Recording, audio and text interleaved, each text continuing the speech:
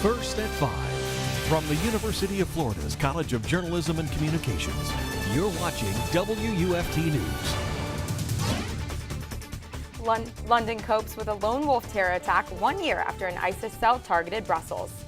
And the Ocala woman accused of running over a UF student makes her first appearance in an Alachua County courtroom. London police say 4 people, including the suspected attacker and a police officer, are dead after a terrorist incident near Parliament. That's our top story. It's March 22nd. I'm Evan Moon. And I'm Maggie Lorenz. Thank you for joining us. Authorities say a driver mowed down pedestrians, then stabbed a police officer before being shot. NBC's Kelly Cabello reports from London. It was cool the past few mornings, but I noticed it was much warmer for our start today. And it's maybe been warming up a little too much. This afternoon was actually pretty hot. WUFT's Grayson Jarvis joins us from the Weather Center to tell us how long these warm conditions will last. Well, it's certain. Thank you. The former director of the Federal Emergency Management Agency, Craig Fugate, stepped down from his position in Washington and moved back to his hometown here in Alachua County. Fugate is a local success story. He started as a lieutenant for the Alachua County Fire Rescue. He was then given the position of Florida's Deputy Director for Emergency Management during one of the most devastating hurricane seasons in the state's history. President Barack Obama then nominated him as the FEMA Director in 2009 to help administer emergency responses for all national disasters, ranging from earthquakes to terror attacks. I got the chance to sit down and talk with Fugate yesterday.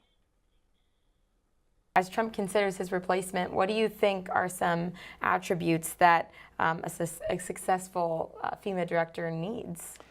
I think it's a bias towards action. The most perishable, most precious commodity in disaster response is time, and you never get it back. So you want somebody who has the bias towards action, that can synthesize a lot of different variables very quickly and know when to push the system to go now versus waiting for a formal request for assistance. And it's that ability to understand the processes and time frames, the risk and the hazards to make good informed decisions. But the one thing you don't want is somebody who's more focused on having all the information to make the perfect decision, because it takes too long. Sometimes good enough is all you'll get in a fast response.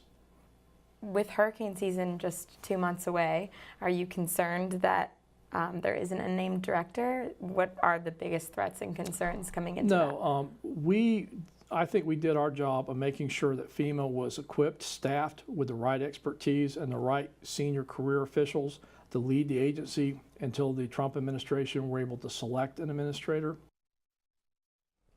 He said he wouldn't expect the Trump administration to choose their new FEMA administrator for at least 6 months. He is enjoying his time back in Gainesville and plans to continue emergency management for the state of Florida. Gainesville residents are actively reporting problems around the area using the 311 GNV app. This app allows residents to submit requests for assistance with any city issue. The app allows people to remain anonymous when they submit these issues. There have been more than 10 reports of people parking in yards using 311 GNV over the last 7 days. The issues reported are looked over and responded to by Gainesville officials. Hours you have a citation and you have to pay. It's kind of ridiculous. We have no other use for that area. So unless there's like an actual reason, I'd like to hear it, because there's no street parking around here for at least 4 blocks. And I don't know where else people are supposed to park. Residents who have been cited report the roads they live off of are too small and narrow to have guests park on, only leaving the option of parking in the yards. Other problems reported on the app include broken water lines, rusty fire hydrants, and cracked curbs. For Gainesville's population of roughly 130,000 people, the 311 GNV app is not commonly known, showing less than 500 downloads on the Google Play Store. The city of Dunellen is facing budget decisions that could lead to defunding its fire department. Some community members are hoping to prevent this from happening. WUFT's Elizabeth Del Carmen joins us live from the newsroom. Coming up, we'll tell you how a Florida bill will make it easier for locals to get their hands on craft beers. And coming up, I'm going to tell you about how much you can expect this front to drop temperatures tomorrow.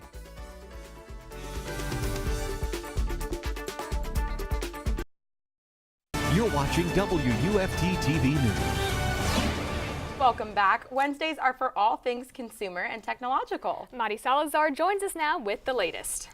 A Gainesville expected to follow this new Model 2. So what do you guys think about this cardless ATM?